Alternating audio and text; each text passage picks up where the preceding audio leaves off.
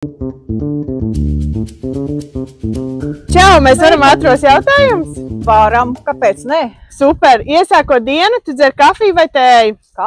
Kafiju. Kas tevi uzlādē? Mani uzlādē pozitīva attieksme starp cilvēkiem.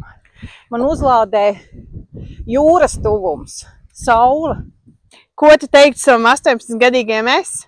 Oi, mācies, skuķi, mācies, īpaši svešvalodas. Ko tu ieteiktu citiem 18-gadīgajiem jauniešiem? Nu, arī to pašu. Lai cik varbūt dīvaini šķiet, kad mēs runājam par mācībām dažādos vecuma posmos, bet tas ir viens no būtiskākajiem, uz kā būvējam savu nākotnes ceļu. Kādu Talsu novadu tu gribi redzēt pēc 10 gadiem? Sakoptu, skaistu, draudzīgu, tādu, kur nekašķējās par sīkumiem, jo faktiski pats svarīgākais un pats galvenais mums jāatcerās ir viens, ka tas ir cilvēks.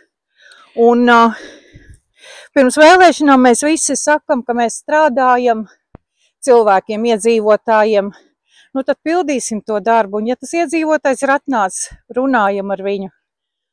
Viņš ir mūsu novada iedzīvotājs. Super, paldies, Eina. Tiekamies 7. jūnijā vēlēšanās. Tiekamies 7. jūnijā.